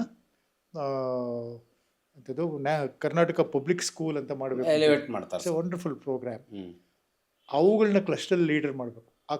ಎಂಥ ಫೆಸಿಲಿಟೀಸ್ ಇರಬೇಕಂದ್ರೆ ಆ ಕ್ಲಸ್ಟರ್ಸಲ್ಲಿರೋ ಇದನ್ನೆಲ್ಲ ಅವ್ರು ನೋಡ್ಕೋಬೇಕಾಗುತ್ತೆ. ಹ್ಮ್ ಫಾರ್ ಎಕ್ಸಾಂಪಲ್ ಇವಾಗ ಸೈನ್ಸ್ ಫೇರ್ ಮಾಡಬೇಕು, ಒಂದು ಸ್ಪೋರ್ಟ್ ಆ್ಯಕ್ಟಿವಿಟಿ ಮಾಡಬೇಕು. ಎಲ್ಲ ಸ್ಕೂಲ್ಗಳಲ್ಲೂ ಆ ಫೆಸಿಲಿಟಿ ಇರಲ್ಲ, ಒಂದು ಕ್ಲಸ್ಟರ್ನಲ್ಲಿ ಅದೆಲ್ಲ ಒಂದು ಕ್ಲಸ್ಟರ್ನಲ್ಲಿ ಮಾಡಬೇಕಾಗುತ್ತೆ. ಇನ್ನೊಂದು ಗ್ಲೋಬಲ್ಗೆ ಅಲ್ಲ, nationally and globally aligned services ನೀವು ಹೇಳ್ತಿರಲ್ಲ, ಆ ಥರ ಮಾಡೋದಕ್ಕೆ ಒಂದು ವೇಗವರ್ಧಕ ಅಂದರೆ ಸ್ಟೇಟ್ ಲೆವೆಲ್ ಆಕ್ಸಿಲರೇಟರ್ಸ್. ಇವಾಗ UGC ಆಕ್ಸಿಲರೇಟರ್ಸು 10 ಇದ್ದಾವೆ, ಲ್ಯಾಂಗ್ವೇಜ್ಗೊಂದು, ಆಮೇಲೆ ಸ್ಕಿಲ್ಸ್ಗೊಂದು, ಏನೇನೋ ಎಲ್ಲ ಇದ್ದಾವೆ. ಇನ್ಫ್ಲಿಪ್ನೆಟ್ಟು, ಲೈಬ್ರರಿ ಆಕ್ಸಿಲರೇಟ್ರು ಅವೆಲ್ಲ ಇದ್ದಾವೆ. ಸ್ಟೇಟ್ ಲೆವೆಲ್ ಆಕ್ಸಿಲರೇಟರು ಅದೇ ಥರನೇ ಮಾಡಬೇಕಾಗುತ್ತೆ. ಹ್ಮ್ ಅದಕ್ಕೆ ನಮ್ಮ ಬ್ಯಾಂಗ್ಳೂರಿನಲ್ಲಿ ಇದಿದೆಯಲ್ಲ, ಬ್ಯಾಂಗ್ಳೂರು ಫೋರ್ಟ್ ಹೈಸ್ಕೂಲ್, ಹ್ಮ್ ಆ ಫೋರ್ಟ್ ಹೈಸ್ಕೂಲ್ನ ಅಪ್ಗ್ರೇಡ್ ಮಾಡಿ ಅದನ್ನು ಸ್ಟೇಟ್ ಲೆವೆಲ್ ಎಜುಕೇಷನ್ ಆಕ್ಸಿಲರೇಟರ್ ಅಂತ ಮಾಡ್ಬೋದು. ಹ್ಮ್ ಅದರಲ್ಲಿ ನೀವೇನು ಮಾಡ್ಬೋದು, ಗ್ಲೋಬಲಿ ಏನು ಬೆಸ್ಟ್ ಪ್ರಾಕ್ಟೀಸಸ್, ಗ್ಲೋಬಲ್ ಬೆಸ್ಟ್ ಪ್ರಾಕ್ಟೀಸಸ್ದು ಒಂದು ಡೇಟಾಬೇಸ್, ಹ್ಮ್ ಅದನ್ನು ನಾವು ಅಳವಡಿಸ್ಕೊಳ್ಬೇಕು. ಆಮೇಲೆ ಯಾವುದಾದ್ರು ಸ್ಕೂಲ್ಗೆ ಇದಕ್ಕೆ ಟ್ರೈನಿಂಗ್ ಬೇಕಾ, ಈ ಫಾರ್ ಎಕ್ಸಾಂಪಲ್ ಇವಾಗ ಎಜು ಟೆಕ್ನಾಲಜಿ ಅಂತ, ಹ್ಮ್ ಅದು ಒಂದು ಹೊಸ ಇದು ಏನು, ಬರೀ ಚಾಕ್ ಆ್ಯಂಡ್ ಟಾಕ್ ಸ್ಕೂಲಲ್ಲ. Teachers should be aware of using a modern Technology. Gadgets. For example AI, hmm ಆಮೇಲೆ 5G, ಇವನ್ನೆಲ್ಲ ಹೆಂಗೆ ಯೂಸ್ ಮಾಡಬೇಕು ಟೀಚಿಂಗ್ನಲ್ಲಿ, ಹ್ಮ್ ಯಾವ್ಯಾವ ಲೆವೆಲ್ ಟೀಚಿಂಗ್ನಲ್ಲಿ ಎಲ್ಲೆಲ್ಲವರೆಗೂ ಮಾಡಬೇಕು. ಈ ಟೆಕ್ನಾಲಜಿಗಳು ಕೂಡ they can be dangerous beyond A point. Teacher oriented ಇರಲ್ಲ ಇವು. ಅಲ್ಲಲ್ಲ, AI ನಲ್ಲಿ ಎಂಥ ಇದಿದೆ ಅಂದರೆ ಹ್ಮ್ ಅವರು ಸಮಾಜಕ್ಕೆ ಒಂಥರ ಕಂಟಕ ತರುವಂಥ ಥಿಂಗ್ಸ್ ಕೂಡ ಅವ್ರು ಮಾಡ್ಬೋದು. ಹ್ಮ್ ಫಾರ್ ಎಕ್ಸಾಂಪಲ್ ಆ ಬಯೋಟೆಕ್ನಾಲಜಿನಲ್ಲಿ ಒಂದಿದೆ ನೋಡಿ, ಜೀನ್ ಎಡಿಟಿಂಗ್ ಅಂತ. ಹ್ಮ್ ಅದರಲ್ಲಿ ಯಾವುದೋ ಪ್ರಾಣಿದು ಯಾವುದೋ ಹಾಕಿ ಆ ಥರದ್ದು ಎಕ್ಸ್ಪರಿಮೆಂಟ್ ಎಲ್ಲ ಮಾಡಿ ಹ್ಮ್ ಮುಂದೆ ಸಮಾಜಕ್ಕೆ ತೊಂದರೆ ಆಗುವಂಥ ಪ್ರಾಣಿಗಳನ್ನ ಅವರು ಏನೋ ಜೀವ ರೋಬೋ ತರ. ಇದನ್ನು ಅಲ್ಲ, ರೋಬೋ ಅಲ್ಲ, ಹ್ಮ್. ರೋಬೋ ಇಸ್ ಇದು ಏನೋ ಕಂಪ್ಲೀಟ್ಲಿ ಇದು ಹಾಫ್ ರೋಬೋ ಹಾಫ್ ಮ್ಯಾನ್, ಹ್ಮ್ ಅಥವಾ ಹಾಫ್ ಮ್ಯಾನ್ ಇದು ಆ ಥರ MIT-ನಲ್ಲಿ ಬ್ರೈನ್ ರಿಸರ್ಚ್ ನಡೀತಾ ಇದೆ, ಜಪಾನ್ನಲ್ಲಿ ಬ್ರೈನ್ ರಿಸರ್ಚ್ ನಡೀತಾ ಇದೆ. ಈ ಇದನ್ನೆಲ್ಲ ಮಾಡೋವಂಥದ್ದು ಯಾವ ಲಿಮಿಟಲ್ಲಿ ಇರಬೇಕು, ಅದಕ್ಕೊಂದು ಟೆಕ್ ಸೈನ್ಸ್ ಪಾಲಿಸಿ ಪಾಲಿಸೀಸ್ ಇರೋ ಸರ್. ನೀವು ಸರ್ಕಾರಿ ಶಾಲೆಗಳ ವಿಷಯ ಬಂದಾಗ ಇವತ್ತಿಗೂ ಕೂಡ ರಿಮೋಟ್ ಏರಿಯಾಸ್, ನಮ್ಮ ಕಲ್ಯಾಣ ಕರ್ನಾಟಕ, ಉತ್ತರ ಕರ್ನಾಟಕದಲ್ಲಿ ಬಹಳ ಚಿಂತಾಜನಕ ಸ್ಥಿತಿಯಲ್ಲಿ ಸರ್ಕಾರಿ ಶಾಲೆಗಳಿದಾವೆ ಸರ್. ಅದಕ್ಕೆ ಬಡವರಿರಲಿ, ಮಧ್ಯಮ ವರ್ಗದವರಲ್ಲಿ ಯಾರಿದ್ರೂ ಪ್ರೈವೇಟ್ ಕ್ಲಸ್ಟರ್ ಪದ್ಧತಿ ಸ್ಟ್ರೆಂಥನ್ ಮಾಡೋ ವಿಷಯಕ್ಕೆ ಸರ್ಕಾರಗಳ ಉದಾಸೀನ ಇದೆ ಸರ್. ಉದಾಸೀನ ಅಂತಲ್ಲ, ಅವರು ಈ ಹೊಸ ಪಾಲಿಸಿಗೋಸ್ಕರ ಕಾಯ್ತಾ ಇದ್ದಾರೆ. Hmm. That is my perception. Hmm. ಈ ಹೊಸ ಪಾಲಿಸಿನಲ್ಲಿ I am hopeful all these things will be most of the things that I have shared with you. ನಾನು ನಿಮ್ಮ ಜೊತೆಗೆ ಏನೇನು ಹಂಚ್ಕೊಂಡಿದ್ದೇನೆ ಅವೆಲ್ಲ ಈ ಪಾಲಿಸಿನಲ್ಲಿ ಇರ್ಬೋದು. ಇನ್ನೂ ಉತ್ತಮವಾದ ಸಲಹೆ ಕೂಡ ಬರ್ಬೋದು. ನಾನೊಬ್ಬ ಆಶಾವಾದಿಯಾಗಿದ್ದೇನೆ ಸರ್. ಈಗ ತಾವು ಇಷ್ಟು ವರ್ಷಗಳ ಕಾಲ ಶಿಕ್ಷಣ, ಸಾಮಾಜಿಕ, ರಾಜಕೀಯ ಎಲ್ಲ ವಿಷಯಗಳನ್ನು ನೋಡ್ತಾ ಬಂದಿರಿ ಸರ್. ಒಂಥರ ನಾವು ಯಾವುದೇ ವಿಷಯದ ಮೇಲೆ ಇವತ್ತು ಮಾತಾಡಬೇಕು, ಬರಿಬೇಕು ಅಥವಾ ಪ್ರಾಜೆಕ್ಟ್ ಮಾಡಬೇಕು ಅಂದಾಗ ನಮಗೆ ತಕ್ಷಣ ರಂಗನಾಥ್ ಸರ್ ನೆನಪಾಗ್ತಾರೆ. ಅದು ನಿಮ್ಮ ವಿಶ್ವಾಸ ಅಷ್ಟೇ. ಅಲ್ಲ ಸರ್, ಈಗ ನೀವು ನಮ್ಮಲ್ಲಿ ಗೂಗಲ್ ಸರ್ಚ್ ಎಂಜಿನ್ ಮತ್ತು ChatGPT ನಾವು ಹೇಳ್ತೀವಿ, ಆದರೆ ನಿಮ್ಮದು ಆ ರಿಸರ್ಚ್ ಮೈಂಡ್ಸೆಟ್ಲಿಂದ ಆಳವಾಗಿ ನೋಡುವ ಗುಣಧರ್ಮ ಇದೆಯಲ್ಲ ಸರ್, ಅದಕ್ಕೆ ಅದು ಅಪ್ಡೇಟ್ ಆಗೋದು, ಜನ್ರೇಷನ್ ಗ್ಯಾಪ್ ಇಲ್ಲದೆ ಇರೋದು. ಅದಕ್ಕೆ ನೀವು ಯಾರೇ ಒಬ್ಬ ವ್ಯಕ್ತಿ, ನಾನೇ ಅಂತಲ್ಲ ನೀವೇ ಅಂತಲ್ಲ, ಅವರು ಬುದ್ಧಿವಂತರಾಗಿರೋದ್ರಿಂದ ಪ್ರಾಬ್ಲಮ್ಸ್ನ ಬೇಗ ಇತರರಿಗಿಂತ ಬೇಗ ಐಡೆಂಟಿಫೈ ಮಾಡಬಲ್ರು, ಗುರುತಿಸಬಲ್ರು. ಆದರೆ ಗುರುತಿಸಿದಾದ್ಮೇಲೆ ಆ ಪ್ರಾಜೆಕ್ಟ್ನ ತುಂಬ ಟ್ರಾನ್ಸ್ಲೇಟ್ ಮಾಡೋದಕ್ಕೆ ಇಬ್ಬರೂ ಕಷ್ಟಪಡಬೇಕು. ಸರಿ, ನಾವು ಪ್ರಾಬ್ಲಮ್ಸ್ನ ಹುಡುಕ್ತೀವಿ, ಅಲ್ಲ ಅಲ್ಲೇ ನಾವು ರಂಗನಾಥ್ ಸರ್ ಸೊಲ್ಯೂಷನ್ ಏನಂತ ಕೇಳ್ತೀವಿ. ಯಾರೇ ಎಷ್ಟೇ ಇಂಟೆಲಿಜೆನ್ಸ್ ಇದ್ರು ಇಂಟೆಲಿಜೆನ್ಸ್ ಆ ಲೆವೆಲ್ಗೆ ಮುಗಿದೋಗುತ್ತೆ. ಗುರ್ಸಿದ ಮೇಲೆ ಎಲ್ರಿಗೂ ಒಂದೇ ಕಷ್ಟಪಡ್ಬೇಕು, ಅದನ್ನು ಡೆವಲಪ್ ಮಾಡಬೇಕು. ಈ ಐಡಿಯಾಲಜಿ ಪ್ರಶ್ನೆ ಬಂದಾಗ ಸರ್, ನಾವು ಇಷ್ಟು ಜಾಗತಿಕವಾಗಿ ಮುಂದುವರೆದ್ರು ಕೂಡ ಲೆಫ್ಟು ರೈಟು ಮಿಡ್ಲು ಅನ್ನುವಂಥ ಗೊಂದಲ ಇದೆಯಲ್ಲ, ಇದು ನಮ್ಮ ಓವರಾಲ್ ಬೆಳವಣಿಗೆಗೆ ಮಾರಕ ಆಗುತ್ತಂತ ನಿಮ್ಗೆ ಯಾವ ಥರ ನಿಮ್ಮ ಚಿಂತನೆಯಲ್ಲಿ ಅನಿಸಿದೆಯಾ sir? Because you have seen various political scenario. Biologically ಹೇಳಬೇಕು ಅಂದರೆ ಹ್ಞೂ ಕರೋನಾ ವೈರಸ್ ಬಗ್ಗೆ ಎಲ್ಲರೂ ಭಯ ಬೀಳ್ತಾರೆ. ಹ್ಞೂ ಆ ಥರ 16,000 ವೈರಸ್ಗಳಿದ್ದಾವೆ ನಮ್ಮ ಗಾಳಿನಲ್ಲಿ, ಹ್ಞೂ ಎಲ್ಲವೂ ಬಂದು ನಮ್ಮನ್ನು ಅಪ್ಪಳಿಸುತ್ತೆ. ಹ್ಞೂ ಆದ್ದರಿಂದ ಅದನ್ನು ನಿರ್ಲಕ್ಷಿಸಿ ಯಾವುದನ್ನು ನಿರ್ಲಕ್ಷಿಸ್ಬೇಕು ಸರ್? ಏನು ಈ ಇನ್ಫೆಕ್ಷನ್ಸ್ Ideological. ಅದು ಇದು ಐಡಿಯಾಲಜಿ ಅಲ್ಲ. ಹ್ಞೂ ನಿಮಗೆ ಬೇಕಾದ ತಗೊಂಡು ನೀವು ನ್ಯಾಷನಲಿಸ್ಟಿಕ್ಕು ಆ್ಯಂಡ್ ಸೋಷಿಯಲ್ ಲೀಡರ್ಶಿಪ್ ಬೇಕು. ಅಲ್ಲ ಈ ಲೀಡರ್ಶಿಪ್ನಲ್ಲಿ ಹ್ಞೂ social leadership is A very important. ಹ್ಞೂ ಅದ್ರ ಬಗ್ಗೆ ಒತ್ತು ಕೊಡಬೇಕು. ಅದಕ್ಕೆ ವ್ಯಾಲ್ಯೂ ಎಜುಕೇಷನ್ ಬೇಕು. ನನ್ನ ಪ್ರಕಾರ, ನನ್ನ ಹಂಬಲ್ ಮೀನಿಂಗ್ ಇಸ್ ಕುವೆಂಪು ಅವರ ಆಗುಬಾನಿಯ ನಿಕೇತನ, ಹ್ಞೂ ಅದು ಮೋಸ್ಟ್ ರೆಲೆವೆಂಟ್. Most relevant. ಅಷ್ಟೇ ನಮಗೆ ವಿಶ್ವಮಾನವ concept. Sir Buddha Basava yes, ಅಂಬೇಡ್ಕರ್ನು ಕೊಟ್ಟಿದ್ರಲ್ಲ. Yes hmm yes. ಯಾಕಂದ್ರೆ ಅವ್ರು ಅದನ್ನ ಎಕ್ಸ್ಪೆರಿಮೆಂಟ್ ಮಾಡಿ ನೋಡಿದ್ರು 12th ಸೆಂಚುರಿಯಲ್ಲಿ, ಜಾತಿ ಇಲ್ಲದೆ ಲಿಂಗಭೇದ ಇಲ್ಲದೆ ಎಕ್ಸ್ಪೆರಿಮೆಂಟ್ ಬಸವಣ್ಣ ಆ ಮಾಡಿದ್ದಿತ್ತು. ಎಕ್ಸ್ಪೆರಿಮೆಂಟ್ಸು ನಿರಂತರವಾಗಿ ನಡೀತಾ ಇರ್ತದೆ. ಹ್ಞೂ ಆದರೆ ಅದಕ್ಕೆಲ್ಲ ಒಂದು ಸ್ವರೂಪ ಕೊಟ್ಟಿದ್ದಾರೆ ಹ್ಞೂ ಯಾರು ಇದರಲ್ಲಿ, ಕುವೆಂಪು ಅವರು. ಹ್ಞೂ ಅದು ನನಗೆ ಅತ್ಯಂತ ಇಷ್ಟವಾಗಿ. ಪ್ರಿಯವಾದ ಇಷ್ಟವಾದ. ಸರ್ ಕೊನೆಯದಾಗಿ ನಿಮ್ಮನ್ನು ತುಂಬ ಪರಿಣಾಮ ಮಾಡಿದ ವ್ಯಕ್ತಿಗಳು ಯಾರು ಸರ್? ಅದರಲ್ಲಿ ನನ್ನ ಫ್ರೆಂಡ್ಸ್ ಇದ್ದಾರೆ, ನ್ಯಾಚುರಲಿ ನಮ್ಮ ಪೇರೆಂಟ್ಸು, ಹ್ಞೂ ಆಮೇಲೆ ನಮ್ಮ ಫ್ಯಾಮಿಲಿ, ಅವ್ರದ್ದೆಲ್ಲ ಇನ್ಫ್ಲೂಯೆನ್ಸ್ ನಮ್ಮಲ್ಲಿ ಇದ್ದೇ ಇದೆ. ನಮ್ಮ ಗುರುಗಳು ತುಂಬ ಅವರಿಂದ ಪ್ರಭಾವಿತರಾಗಿ ನಮ್ಮ PhD guides professor Shivaram Krishna ಅಂತ ಇದ್ದರು, ಅವ್ರು ತಮಗೂ ಗೊತ್ತಿದ್ದಾರೆ. ಆಮೇಲೆ ತುಂಬ ಹತ್ತಿರವಾಗಲ್ದೇ ಇದ್ದರೂ ನಮ್ಮ ವೈಸ್ ಚಾನ್ಸಲರ್ಸ್ ಆಗಿ ಕೆಲಸ ಮಾಡಿ ನಮ್ಮನ್ನು ಇಂಪ್ರೆಸ್ ಮಾಡಿದವರು, ಹೇಳಿದ್ನಲ್ಲ, ನರಸಿಂಹಯ್ಯನವರು, ಆಮೇಲೆ ನಂಜುಂಡಪ್ಪನವರು, ಆಮೇಲೆ ತಿಮ್ಮಪ್ಪನವರು, ರಂಗನಾಥ್ ಒಂದು.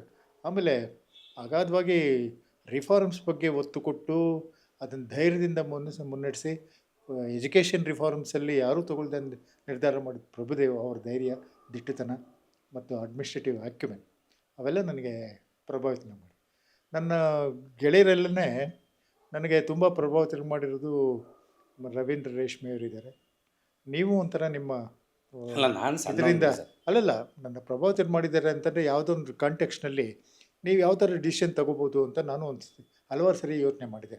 ನಾನೇನು ತೊಗೋಬೇಕು ಅಂದಾಗ ನೀವೆಲ್ಲ ನನ್ನ ಮನಸ್ಸಿನಲ್ಲಿ ಹಾದೋಗ್ತೀರಾ. ಹ್ಞೂ ನಮ್ಮ ಕುಚನ ಶ್ರೀನಿವಾಸನ್ನು, ನಿರಂಜನ್ನು, ಆಮೇಲೆ ಇವರು ಶಶಿಧರ, ಈ ಥರದ ಆಫೀಸರ್ಸ್ ಎಲ್ಲ ಇದ್ದಾರೆ. ಹ್ಞೂ ಆಮೇಲೆ ಪಾಲಿಟಿಷಿಯನ್ಸಲ್ಲಿ ಡೆಫಿನೆಟ್ಲಿ ನನ್ನ ಕ್ಲಾಸ್ಮೇಟು ರಮೇಶ್ ಕುಮಾರ್, ಹ್ಞೂ ಆಮೇಲೆ ಅವರಿಂದ ಪರಿಚಯವಾದಂಥ ಇವರು ನಜೀರ್ ಸಾಬ್, ಹ್ಞೂ ಆಮೇಲೆ ಚಿರಂಜೀವಿ ಸಿಂಗ್ ಅವರು. ಅವರು ದೂರ ಇರ್ಬೋದು, ನಮಗೆ ಭಾರಿ ವಸ್ತುನಿಷ್ಠವಾಗಿ ನಡ್ಕೊತಾ ಇದ್ರು. ಗೋಕುಲ್ ರಾಮ್ ಅವರು. ಹ್ಞೂ ಆಮೇಲೆ ಪಾಲಿಟಿಷಿಯನ್ಸ್ನಲ್ಲಿ ನಾವು ತುಂಬ ಇದು ಅಂತ ರಾಜಶೇಖರ್ ಮೂರ್ತಿಯವರು, ಹ್ಞೂ ಅವರ ಫೈನಾನ್ಷಿಯಲ್ ಡಿಸಿಪ್ಲಿನು. ಆಮೇಲೆ ವೀರೇಂದ್ರ ಪಾಟೀಲರು, ದೇವರಾಜ್ ಅರಸಂತೂ ಕೊಲೋಸಸ್. ಅದರಿಂದ ಇವರೆಲ್ಲ ಯಾವುದೋ ಒಂದು ಸಂದರ್ಭದಲ್ಲಿ ನೀವು ಸೋಷಿಯಲಿ ರಿಲೆವೆಂಟು, ಆಮೇಲೆ ನಮ್ಮ ಪರ್ಸ್ನಲ್ ಲೈಫ್ಗೂ even in addition to Buddha, Basava, Gandhi, Ambedkar ಇವರೆಲ್ಲರೂ ಒಳಗೊಂಡಂತೆ. JH Patel also. JH Patel ಅವ್ರಿಗಿರೋಂಥ ಹ್ಯೂಮರು ಹ್ಞೂ ಪರ್ಸ್ನಲ್ ಆಗಿ ನನಗೆ ಅಷ್ಟೊಂದು ಪರಿಚಯ ಇದ್ದರೂ ಕೂಡ ಅವರು ನನ್ನ ಫ್ರೆಂಡ್ ಅಂತಲೇ ಭಾವಿಸ್ತಾ ಇದ್ರು. ಒಂಥರ ಅವರ ಹ್ಯೂಮರ್ ಸ್ಪೆಷಲ್ ಲೆವೆಲ್ ಹ್ಯೂಮರ್. ಹ್ಞೂ ಬಟ್ ಒಳ್ಳೆ ಪುಸ್ತಕ ಸರ್. ನನಗೆ ಇಂಪ್ರೆಸ್ ಆದ ಪುಸ್ತಕ ಇದು. ಡಿಫಿಕಲ್ಟ್ 5ನೇ ಇಂಪಾರ್ಟೆಂಟ್ ಕ್ವಶನ್ನು. ಆದರೆ ನನಗೆ ತುಂಬ ಇಷ್ಟವಾದ ಆಥರು ಕನ್ನಡದಲ್ಲಿ ಕುವೆಂಪು, ಆಮೇಲೆ GS ಶಿವರುದ್ರಪ್ಪನವರು, ಆಮೇಲೆ ನಮ್ಮ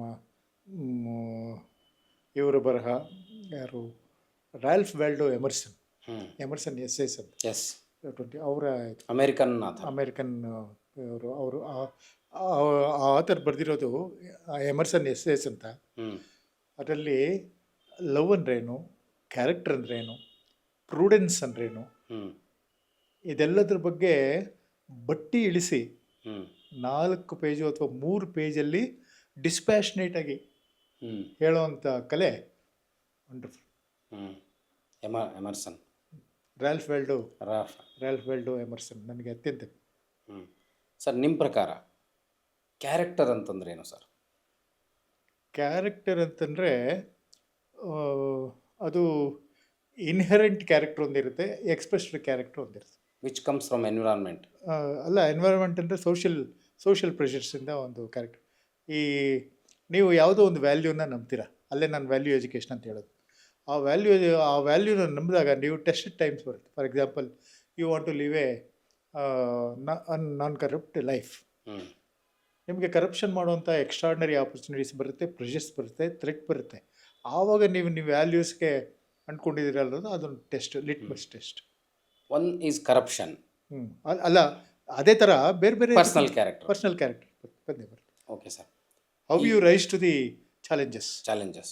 ಆಮೇಲೆ ನೀವು ಅದನ್ನು ಡೆಮೊಕ್ರೆಟಿಕ್ ಚಾನಲ್ಸಲ್ಲಿ ನಡ್ಕೊತೀರಾ, ಹ್ಞೂ ಇಲ್ಲ ನೀವು ಔಟ್ಲಾ ಆಗ್ತೀರಾ. ಹ್ಞೂ ಅಪರ್ಚುನಿಟಿನ ಬಳಸ್ಕೊಂಡು ಅಲ್ಲ, ನೀವು ಫೈಟ್ ಮಾಡೋಗ್ಲೂ ಕೂಡ ಡೆಮೊಕ್ರೆಟಿಕ್ ಚಾನಲ್ಸ್ನ ನೀವು ಯೂಸ್ ಮಾಡಿಕೊಂಡು ಕೋರ್ಟು, ಕಚೇರಿ, ಅಪೀಲು ಅಥವಾ ಇಂಡಿವಿಜುವಲ್ ಪ್ರೊಟೆಸ್ಟು ಈ ಥರದ್ದು ಮಾಡ್ತೀರಾ. ಪರ್ಸನಲ್ ರಿಲೇಷನ್ಸು ಈ ಥರ ಚಾಲೆಂಜಸ್ ಬರುತ್ತೆ.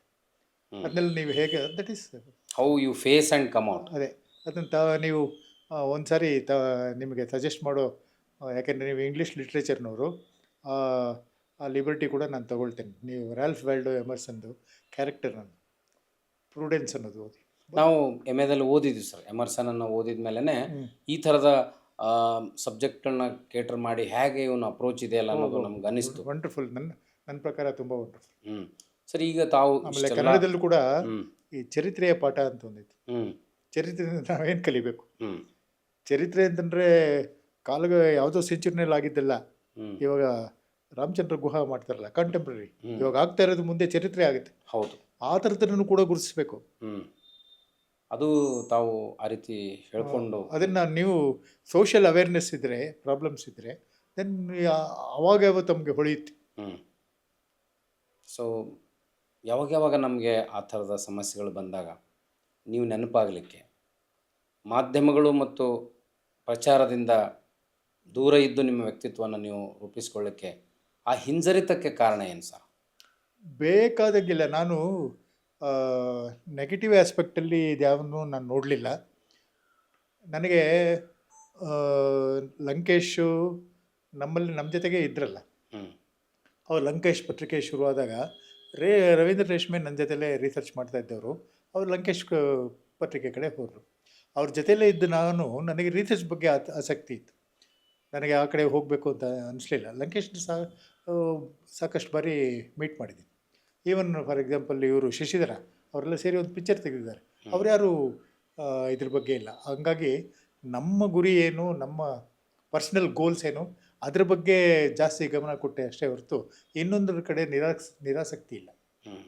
ಬಟ್ ಐ ಕ್ಯಾನ್ ಅಪ್ರಿಷಿಯೇಟ್, ಅದೊಂದು ಎಕ್ಸಲೆಂಟ್ ಪ್ರೊಫೆಷನ್ನು. ಬಟ್ ಅದಕ್ಕೊಂದು ಫ್ಲೇರ್